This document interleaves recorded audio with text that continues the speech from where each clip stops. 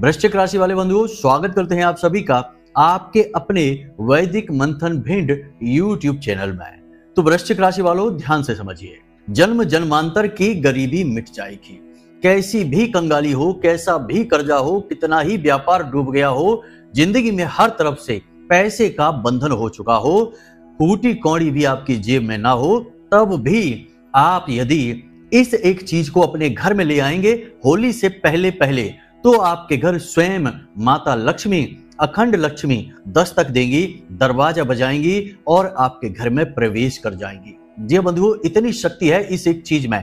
बस आपको करना यह है कि इस एक चीज को होली से पहले पहले विशेष विधि विधान के साथ, विशेष नियम और संस्कारों के साथ अपने घर लेकर आना है और एक निश्चित स्थान पर, जो हम आपको बताएंगे, वहां छिपा कर रख देना है। बस फिर कुछ दिनों तक आपको इसे धूनी देनी है, दीपक जलाना है इसके आगे, और आप देखेंगे कि चमत्कार कैसे घटित होंगे। स्वयं माता लक्ष्मी आपके घर में आपका दरवाजा बजाएंगी और आपके घर में प्रवेश कर जाएंगी। ऐसा कभी होता नहीं है, लेकिन अब यह आपके जीवन में होकर ही रहेगा। याद रखना बंधुओं कि हर एक चीज की अपनी एक विशेष ऊर्जा होती है, और यह ऊर्जा हर प्रकार की ऊर्जाओं को, यानी अलग अलग प्रकार की ऊर्जाओं को अपनी ओर आकर्षित करती है। जैसे कुछ चीजें नकारात्मक होती हैं, जैसे कि बहुत सारे घरों में शराब की बोतलें रखी रहती हैं। शराब की बोतल और यदि हथियार खुली अवस्था में, हथियारों को ढक कर रखा जाता है।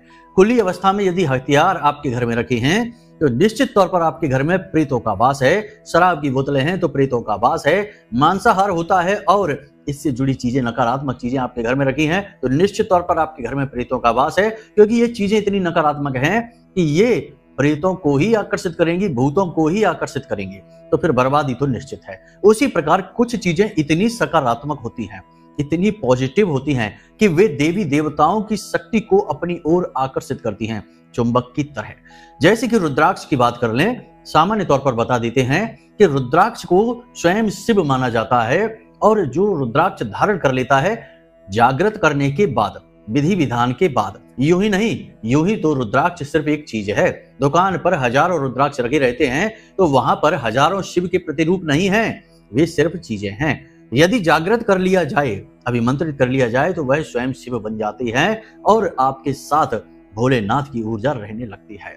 तो रुद्राक्ष के अंदर बहुत अधिक शक्ति होती है और यह शिव की शक्ति से जुड़ा होता है। इसी प्रकार गोमती चक्र है, भगवान नारायण की शक्ति से जुड़ा है, और कमलगट्टे हैं या फिर कौड़ियां हैं, ये माता लक्ष्मी की ऊर्जा से जुड़े हुए हैं। तो जो इंसान इन्हें जागृत करके अपने पास रख लेता है, उस इंसान के जीवन में वही दिव्य शक्ति प्रवेश कर जाती है, या यूं कहें कि उसका अंश प्रवेश कर जाता है। अब देवी देवताओं की स्वयं की शक्ति हो या उनका अंश हो या उनका केवल एक इशारा मात्र हो, इंसान का जीवन तो पूरी तरह से बदल ही जाएगा। जैसे कि भगवान श्री कृष्ण ने केवल 3 मुट्ठी चावल खाने के बदले में ही, वो भी सूखे और कच्चे चावल खाने के बदले में ही, सुदामा जी को दुनिया भर की धन दौलत दे डाली थी।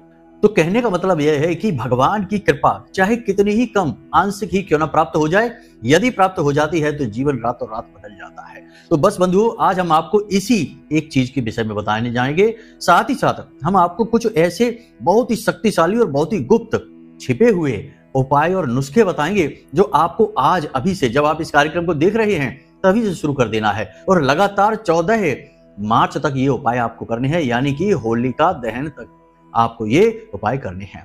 और आप देखेंगे कि कैसे आपके आसपास एक बेहद शक्तिशाली रक्षा कवच निर्मित हो गया है। पॉजिटिव एनर्जी आपके चारों तरफ इस तरह विचरण करेगी कि आपको स्वयं महसूस होगा, आपके शरीर में, आपके वातावरण में, आपके घर में परिवर्तन स्वयं महसूस होंगे। ऐसे शक्तिशाली उपाय और नुस्खे हम आपको बताएंगे। बंधुओं, याद रखना कि यह जो समय चल रहा है 7 तारीख से लेकर 14 तारीख तक का, यह होलिका अष्टक का समय होता है। इस समय में दैवीय शक्तियां और पिशाची शक्तियां बहुत अधिक सक्रिय हो जाती हैं, बहुत अधिक ताकतवर हो जाती हैं। अब आप यदि सकारात्मक रहते हैं, उपाय विधि विधान के साथ करते हैं, तो आप दैवी शक्तियों को अपनी ओर आकर्षित करके उनसे पूरा लाभ ले सकते हैं। और यदि आप नकारात्मक रहते हैं, भूल चूक से भी गलत कार्य आपके हाथों से हो जाता है, तो आप अनजाने में ही पैशाचिक शक्तियों को, भूतों प्रेतों को अपने जीवन में आमंत्रित कर देते हैं। कई बार ऐसा होता है कि लोग कहते हैं कि गुरुजी, सब कुछ अच्छा चल रहा था, कोई समस्या है ही नहीं, जीवन बहुत बढ़िया चल रहा था, लेकिन फिर अचानक कुछ ऐसा हो गया कि एक बड़ा हादसा, एक दुर्घटना हो गई और हादसे की वजह से काम नहीं कर पाए, काम न करने की वजह से काम भी डूब गया और बीमारी में, हादसे में, दुनिया भर के इलाज में पैसा भी खर्चा हो गया, यानी हर तरफ से बर्बादी आ गई। ऐसा क्यों हुआ? ऐसा तभी हुआ कि जब जीवन में किसी नकारात्मक, भीषण नकारात्मक ऊर्जा ने प्रवेश कर लिया या किसी ने जानबूझकर तंत्र मंत्र टोना टोटका करवा दिया। सब कुछ आज के समय में होता है, भुलावे में मत रहना, वरना चोट लगते देर नहीं लगेगी। बड़े बड़े अधिकारी, बड़े बड़े नेता, उद्योगपति भी गुप्त रूप से, कामाख्या देवी आप जाकर देख लेना, तंत्र क्रियाएं कराते दिख जाएंगे अपने बचाव के लिए, अपनी उन्नति के लिए। बड़े बड़े राजनेता, कई राजनेता तो ऐसे हैं जिन्हें अपनी गद्दी, अपनी सीट उसी तंत्र मंत्र की क्रिया के आधार पर मिली थी, जिसकी वजह से उन्होंने ये शक्ति प्राप्त की थी। कहने का मतलब यह है कि चीजें बहुत सारी हैं, लेकिन लोग छिपा कर रखते हैं, बताते नहीं है। ऊपर ऊपर से सब साधारण लगता है, लेकिन अंदर गहराई में जाएंगे तो चीजें बिल्कुल बदल जाती हैं। जी हाँ बंधु, हमारे पास तो लाइव उदाहरण हैं, हम तो अच्छी तरह से जानते हैं ऐसे बहुत सारे लोगों को जिन्होंने तंत्र मंत्र के बल पर बहुत शक्ति, बहुत धन, बहुत सारी माया हासिल की। जी हाँ बंधु, और अच्छा जीवन जी रहे हैं, सुख भोग रहे हैं, दूसरों का भी हित कर रहे हैं और खुद भी अच्छा सुंदर जीवन व्यतीत कर रही है। तो आप समझिए कि तंत्र मंत्र का मतलब यही नहीं होता कि किसी की जिंदगी बर्बाद कर दो। तंत्र मंत्र खुद की उन्नति के लिए भी प्रयोग किया जाता है। छोटे छोटे जो उपाय, तुलसी मैया को जल अर्पित करना भी एक तंत्र का हिस्सा है। तो तंत्र मंत्र से डरिए नहीं। तंत्र मतलब एक व्यवस्था, एक सिस्टम जिसके अंतर्गत कोई कार्य किया जाता है। आप सत्यनारायण की कथा करवाते हैं, वही भी एक तंत्र ही है, तो यहाँ डरने की जरूरत नहीं है। हाँ, तंत्र का नकारात्मक रूप यानी कि काली तांत्रिक क्रियाएं ज्यादा खतरनाक होती हैं, उनसे बचाव आपको करना है। उन्हें करना नहीं है, उन्हें अपने रक्षा के लिए, उन क्रियाओं से रक्षा के लिए अपने आप को तैयार करना है, रक्षा कवच मजबूत करना है। तो बंधु, कहने का मतलब यह है कि आज का यह कार्यक्रम आपको जबरदस्त लाभ देने वाला है, धन दौलत के, और आपके आसपास एक मजबूत रक्षा कवच भी बना देगा, ताकि इस होलिका अष्टक के विशेष भीषण नकारात्मक काल में कोई काली तांत्रिक क्रिया आपका बाल विवाह का ना कर सके। जी हाँ बंधु, बहुत ही ज्ञानवर्धक कार्यक्रम है, बहुत ही ज्यादा ज्ञान, बहुत ही सटीक उपाय आज हम आपके लिए लेकर आए हैं। बस कार्यक्रम को आपको अंत तक देखना है, यही आपसे निवेदन है, तो हमारी मेहनत भी सफल होगी और महामाई की कृपा भी आप तक पहुंचेगी। तो चलिए जल्दी से कमेंट बॉक्स में लिख डालिए, जय मां भद्रकाली कृपा करो। महामाई निश्चित तौर पर आपके ऊपर कृपा करेंगी, हमें पूर्ण विश्वास है। और 14 मार्च को एक विशेष महा आयोजन किया जा रहा है मां बगला को समर्पित। तो इस आयोजन में यदि आप शामिल होना चाहते हैं, जो कि आपकी जिंदगी रातों रात बदल सकता है, यदि महामाई की कृपा आप तक पहुंच जाती है तो आप यदि इस अनुष्ठान में शामिल होना चाहते हैं, तो आप कमेंट बॉक्स में लिखकर भेजें कि हाँ हम शामिल होना चाहते हैं। फिर कैसे आप शामिल होंगे यह हम अगले कार्यक्रम में आपको बता देंगे। तब तक आप केवल अपनी राय अवश्य देना। बाकी जिनको नहीं शामिल होना, कोई जबरदस्ती नहीं है, तो डरने की जरूरत नहीं है और ना ही उल्टे सीधे कमेंट करने की जरूरत है। यह तो एक सर्वहितार्थ क्रिया है जिसमें सबका हित हो जाएगा, सबके लिए फलीभूत होगी यह क्रिया। वैसे तो हम करेंगे ही अपने और अपने जानने वाले भक्तगणों के लिए, महामाई के भक्तों के लिए तो हम ये क्रिया करेंगे ही। बस आपसे इसलिए कह रहे हैं कि यदि आप चाहें तो शामिल हो जाएं, आपका भी उद्धार हो जाएगा, महामाई की कृपा आप तक पहुंच जाएगी। बाकी आपकी मर्जी है। तो चलिए बंधु, कार्यक्रम को शुरू करते हैं। कुंडली का आकलन जरूर कराना चाहिए, क्योंकि अगर आप खूब मेहनत करने के बाद भी यदि कामयाबी हासिल नहीं कर पा रहे हैं, तो कहीं ना कहीं कुंडली में कोई दोष है, कोई नकारात्मक ग्रह योग है। उसका जब तक निराकरण नहीं होगा, उससे छुटकारा प्राप्त नहीं होगा, तब तक आपको कामयाबी हासिल नहीं हो सकती। उपाय चाहे कितने ही करते रहिए, ठीक है। तो प्रेम से बोलो जय माई की। जय माई की गुरुजी। अब सबसे पहले यहाँ पर हम बात करेंगे आपके जीवन से संकटों को दूर करने वाली एक विशेष क्रिया के साथ। ये क्रिया आपके जीवन में दो कार्य करेगी। पहली यह कि आपके ऊपर कोई नकारात्मक ऊर्जा, आपके जीवन में कर्जा, घर में बीमारियां, तनाव की स्थिति, परिवारजनों के साथ क्लेश या पति पत्नी के बीच दाम्पत्य सुख में कमी, क्लेश, झगड़े और विवाद हैं, तो ऐसी स्थिति में आपको यह क्रिया आज से ही शुरू कर देनी है और 14 तारीख तक लगातार इस क्रिया को करते रहना है। प्रतिदिन निश्चित समय पर करना है, जिस समय पहले दिन करेंगे उसी समय लगातार करना है। तो अब ध्यान से सुनिए क्या है यह क्रिया। बहुत ही सरल क्रिया है। अनार का रस, आपको बाजार से एक अनार लेकर आना है, उसका रस आपको घर में ही निकालना है, बाजार से नहीं खरीदना है, क्योंकि बाजार में चीजें दूषित होती हैं, उनके बर्तन, उनके सामान दूषित होते हैं। तो आपको घर में लाकर उस अनार का रस किसी भी विधि से आप निकाल लें, थोड़ा सा रस निकल आए, ऐसा रस आपको निकालना है। और यह रस आपको सुबह सूर्योदय के समय भोले बाबा को समर्पित करना है, यानी शिवलिंग पर आपको यह रस अर्पित करना है। इसी के साथ साथ थोड़े से चावल शिवलिंग के ऊपर आपको रख देने हैं। सबसे पहले आप 1 लोटा जल समर्पित करिए, फिर अनार का रस चढ़ाइए, उसके बाद थोड़े से चावल रखिए और उसके बाद आप फिर से पुनः 1 लोटा जल समर्पित कर दीजिए। बहुत ही साधारण सी क्रिया है। उसके बाद वहीं पर बैठकर 10 से 15 मिनट पंचाक्षरी मंत्र ओम नमः शिवाय इस मंत्र का जाप करते रहना है। बस बाद में भोलेनाथ को अपनी समस्या बताना। श्रीमद् भागवतम कहती है, मतलब वहां पर एक प्रसंग है कि श्री सुखदेव जी से परीक्षित जी पूछते हैं कि इंसान को इच्छा पूर्ति के लिए किन किन देवताओं की पूजा करनी चाहिए। तो श्री सुखदेव जी कहते हैं, वैसे तो बहुत सारे जवाब दे देते हैं, बहुत सारे देवी देवताओं के विषय में बताते हैं, लेकिन एक जो जवाब है वह भोलेनाथ से जुड़ा हुआ है। तो श्री सुखदेव जी कहते हैं कि यदि इंसान जीवन में अपने कर्जों से, दुखों से परेशान है और पारिवारिक कष्ट उसके जीवन में है, तो उसे भोलेनाथ की शरण में जाना चाहिए। भोले बाबा ही उसे इन कष्टों से मुक्ति प्रदान कर सकते हैं। तो इसलिए इस लिहाज से भी, शास्त्रीय पद्धति से भी यह क्रिया बहुत शक्तिशाली हो जाती है। और भोलेनाथ को अनार का रस जो भी समर्पित करता है प्रतिदिन, यदि 7 दिन तक भी कोई लगातार अर्पित कर देता है तो उसके घर में अनायास ही खुशियों का आगमन हो जाता है। भोलेनाथ की कृपा प्रवेश कर जाती है। और इसका बहुत बड़ा उदाहरण है हमारे एक जानने वाले प्रिय भक्त की, उनके जीवन में भी यही स्थिति थी। पति पत्नी के बीच में विवाद रहता था क्योंकि पति का व्यापार अच्छा नहीं चलता था। लाख प्रयास करने के बाद भी पति आमदनी, इनकम बढ़ा ही नहीं पा रहा था, उल्टा कर्जा भी बढ़ता जा रहा था। तो वह बहुत दुखी। तो एक बार हमारे पास आए और हाथ जोड़कर बोले कि गुरुजी हमें बचाइए, हमारे लिए कोई उपाय करिए। तो सबसे पहले तो महामाई के चरणों में हमने अर्जी लगवा दी। शनिवार को सर्व मनोकामना पूर्ति हवन में उनके नाम से आहुतियां करवा दी। उसके बाद हमने 7 दिन तक लगातार इस क्रिया को करने के विषय में बता दिया। पति पत्नी दोनों को यह क्रिया एक साथ करनी थी। बहुत ही अच्छे परिणाम, बहुत ही अच्छे परिणाम। कहने का मतलब यह है कि 7 दिन पूरे होने से पहले ही दुकानदारी बहुत अच्छी चलने लगी। अचानक से भीड़ आने लगी, ग्राहकों का तांता लग गया। और कहने का मतलब यह है कि जब आमदनी अच्छी हो गई तो फिर जरूरतें पूरी होने लगी, तो फिर क्लेश भी बंद हो गया और जीवन सुखमय हो गया। कर्जा वगैरह भी समाप्त होने लगा। कहने का मतलब यह है कि 3-4 महीनों पर ही उनकी जो गाड़ी पटरी से उतर गई थी वापस पटरी पर आ गई और बहुत अच्छा जीवन चलने लगा। तो बहुत सारे जो प्रयोग हम बताते हैं उनके हमारे पास उदाहरण होते हैं, प्रमाण होते हैं, तब हम आपको बताते हैं। तो यह एक क्रिया आप करके देख लेना, बहुत ही सिद्ध क्रिया है, आपको भी निश्चित लाभ प्रदान करेगी। बस याद रखना कि देखो, अब जब आप क्रिया कोई करते हैं, कोई जरूरी उपाय करते हैं, उस समय आपको गलत चीजों से दूर रहना है। भाषा अपनी संतुलित रखनी है, अपनी वाणी से गाली गलौच नहीं करना है, अपशब्द नहीं बोलने हैं, किसी का अपमान नहीं करना है। जुआ, शराब, वेश्यावृत्ति, पर स्त्री गमन से, सट्टेबाजी से, इन कामों से आपको दूर रहना है। और सबसे बड़ी चीज ये है कि मांसाहार वगैरह भूल कर भी नहीं, जीव हत्या नहीं और किसी को पीड़ा नहीं, इन चीजों से आपको दूर रहना है। देखिए, आप नहीं मानेंगे तो उपाय फलित नहीं होंगे, बाद में उपाय को आप दोष देंगे कि उपाय बेकार है। आप आधा काम करेंगे तो परिणाम आपको शून्य ही मिलेगा। इसलिए जरूरी है कि आप पूरी पद्धति को अपनाएं और अपने आप को भी बदलें, क्योंकि यदि आप नहीं बदलेंगे तो फिर क्रिया कोई भी फलित नहीं होगी, क्योंकि कर्ता तो आप ही हैं।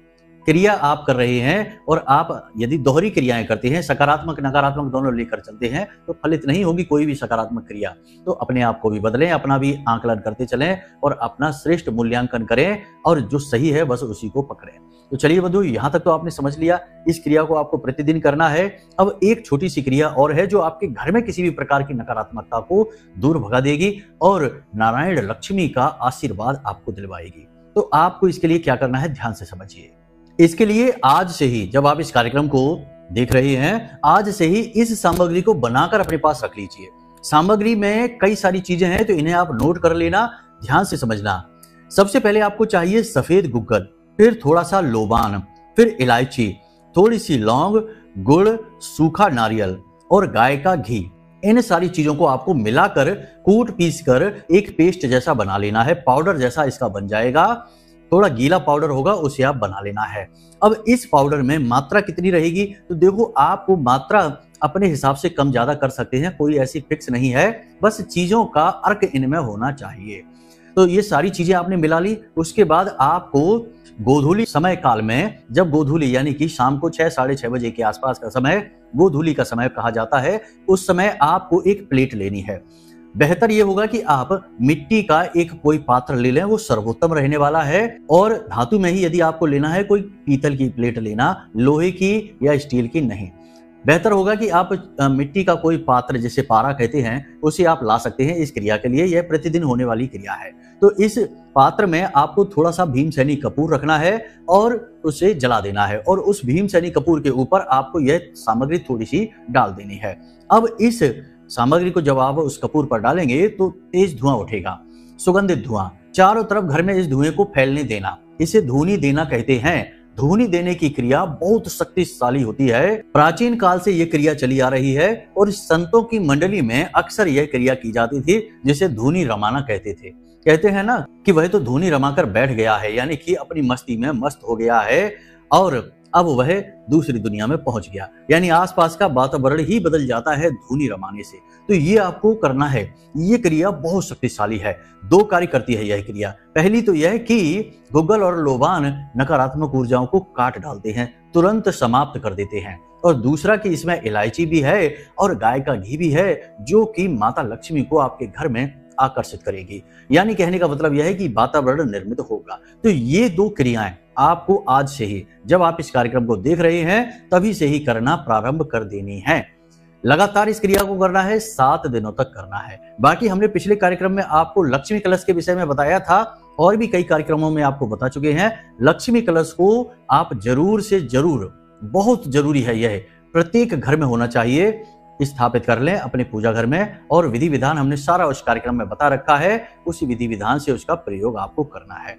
आप अपने घर में जो पोंछा लगता है उस जल में थोड़ा सा समुद्री नमक अवश्य मिलवा दें, यह बेहद जरूरी है। और अपने स्नान करने वाले जल में भी थोड़ा सा समुद्री नमक और थोड़ी सी हल्दी मिलाकर स्नान करें, क्योंकि इस समय जरूरत है आपको चारों तरफ सुरक्षित रहने की, हर तरफ से नकारात्मक ऊर्जा का बंधन कर देने की, बाधित कर देने की। जी हाँ बंधुओं, अब बात करते हैं इस एक चीज के विषय में जिसे हमने कार्यक्रम के शुरुआत में बताया था। तो बंधुओं, इस एक चीज में 2-3 चीजें शामिल होंगी। ये एक पूरा प्रयोग है, बहुत ही शक्तिशाली प्रयोग है, लाल किताब से लिया गया है, लेकिन इसकी प्रामाणिकता इसके अपने कार्य करने के तरीके में है। जब आप इस प्रयोग को करेंगे कुछ दिनों में परिणाम आपको दिखाई देने शुरू हो जाएंगे। तो जरा बारीकी से समझना है चीजों को। आपको तेज पत्ता चाहिए, 7 तेज पत्ते जो खंडित नहीं होने चाहिए, अखंड तेज पत्ते। 7 तेज पत्ते आपको लेने हैं। किसी भी दिन आप ले सकते हैं। आज जब आप इस कार्यक्रम को देख रहे हैं तो उसके अगले दिन कभी भी आप ये प्रयोग शुरू कर सकते हैं, दिन की कोई बाध्यता नहीं है। तो आपको 7 तेज पत्ते लेने हैं। 7 तेज पत्तों को आपको साफ कर लेना है शुद्ध जल के साथ, फिर उसके ऊपर थोड़ा गंगा जल लगाकर उसे पवित्र कर लेना है। अब आपको हर एक तेज पत्ते पर लाल सिंदूर से या लाल चंदन से श्रीम लिख देना है। जी हाँ, श्रीम हर एक तेज पत्ते पर आपको लिख देना है, दाएं और बाएं, यानी कि इस तरफ भी और उस तरफ भी, दोनों तरफ श्रीम श्रीम लिख देना है। अब आपको ये संपूर्ण तेज पत्ते एक साथ मिला देने हैं और एक लाल रंग का धागा इनके ऊपर किनारे पर जहां इनकी डंडी होती है वहां पर लाल रंग का धागा 7 बार लपेट देना है। उसके बाद आपको इन तेज पत्तों को सफेद रंग के कपड़े में लपेट देना है। कपड़ा साफ सुथरा होना चाहिए और नया होना चाहिए। उसके बाद आपको उस सफेद रंग के कपड़े पर अच्छी तरह से इत्र लगा देना है और थोड़ी सी हल्दी भी उसके ऊपर आपको लगा देनी है। अब आपको इस सामग्री को लेकर जाना है मंदिर में। अब किस मंदिर में जाएंगे? हनुमान जी के मंदिर चले जाइए और वहां पर राम दरबार है। प्रभु श्री राम नारायण और माता सीता लक्ष्मी जी का स्वरूप है। यदि नारायण श्री हरि विष्णु और माता लक्ष्मी का मंदिर है आपके आसपास तो आप वहां चले जाइए। वैसे ये मंदिर कम ही देखने को मिलते हैं, होते नहीं हैं, तो आप राम दरबार में जा सकते हैं।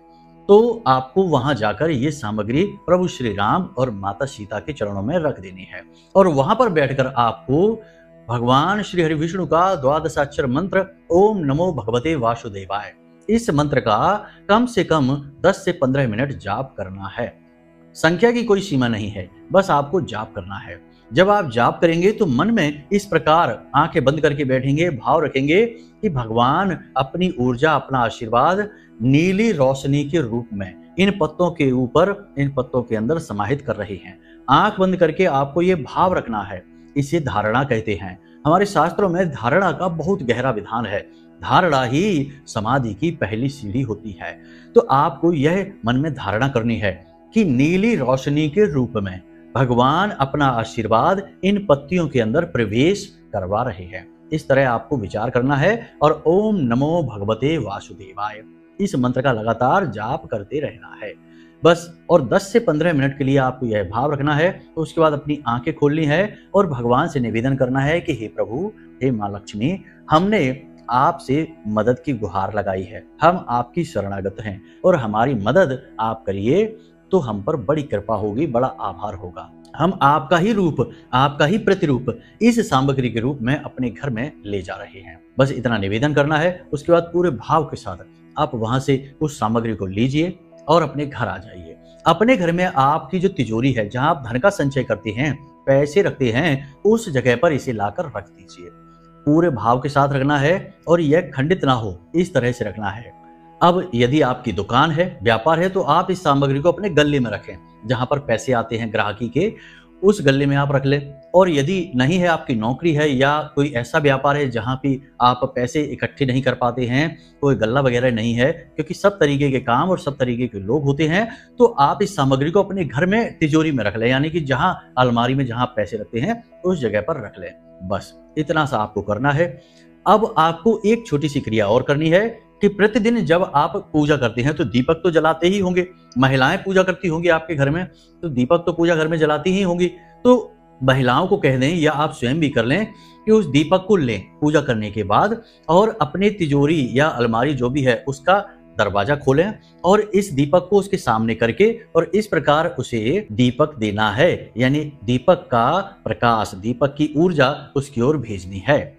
आपने देखा होगा कि जब पूजा हो जाती है मंदिरों में, तो पुजारी जी दीपक लेकर आते हैं तो सभी लोग उसकी ऊर्जा को अपनी ओर आकर्षित करने की कोशिश करते हैं। इसे आरती लेना भी कहते हैं। तो आपको यही ऊर्जा उस सामग्री की ओर भेजनी है, ताकि उस सामग्री को भी कोई नकारात्मक ऊर्जा दूषित ना कर सके, क्योंकि नकारात्मक ऊर्जाएं बहुत शक्तिशाली होती हैं। तो आपको उसे प्रतिदिन शुद्धिकरण करना अनिवार्य है। तो आप दीप से या धूप से उसे धोनी दें और उसकी शक्ति को वर्धित करते रहें। बस इतना सा आपको करना है और फिर से अपनी तिजोरी का दरवाजा लगा दें। अलमारी है तो उसका दरवाजा लगा दें और इसके विषय में किसी से कोई चर्चा ना करें। कोई भी इस उपाय के बारे में पूछे, आपको उसे टाल देना है, सही जवाब नहीं देना है। 21 दिनों के अंदर अंदर यह क्रिया फलित हो जाएगी। इसका फल तो आपको पहले दूसरे दिन से ही मिलना शुरू हो जाएगा, लेकिन 21 दिनों के अंदर अंदर यह अपनी मौजूदगी दर्ज करा देगी कि हाँ, हमने कोई बड़ा उपाय किया था और हमें उसका फल मिल चुका है। यह भाव आपके मन में आ जाएगा, क्योंकि यह प्रमाण दे देगी। बहुत शक्तिशाली क्रिया है, इसे आप करके देखिए। बहुत ही जल्दी इसके परिणाम आपको प्राप्त होते हैं। नारायण लक्ष्मी आपके घर में प्रवेश कर जाएंगी, जिन्हें अष्ट लक्ष्मी या स्थायी लक्ष्मी कहते हैं। अब चलिए बंधु, आज के इस कार्यक्रम को यहीं पर विराम देते हैं। कोई प्रश्न मन में उठे तो कोई चिंता की बात नहीं है, नंबर हमने वीडियो में दे रखे हैं। इन्हीं नंबरों पर फोन करिए और अपने शंकाओं के समाधान करिए। साथ ही साथ यदि कुंडली का विश्लेषण कराना है तो उसके लिए भी नंबर यही है, इन पर कॉल करिए और अपनी सारी शंकाओं का समाधान कर लीजिए। तो चलिए बंधु, आज के इस कार्यक्रम को यहीं विराम देते हैं। हमेशा हंसते रहिए, मुस्कुराते रहिए, सकारात्मक रहिए। महामाई पर अपनी आस्था और विश्वास बनाकर रखिए, क्योंकि आपका उद्धार वहीं से होना है। तो प्रेम से बोलिए जय माई की। महामाई आपका कल्याण करें। धन्यवाद।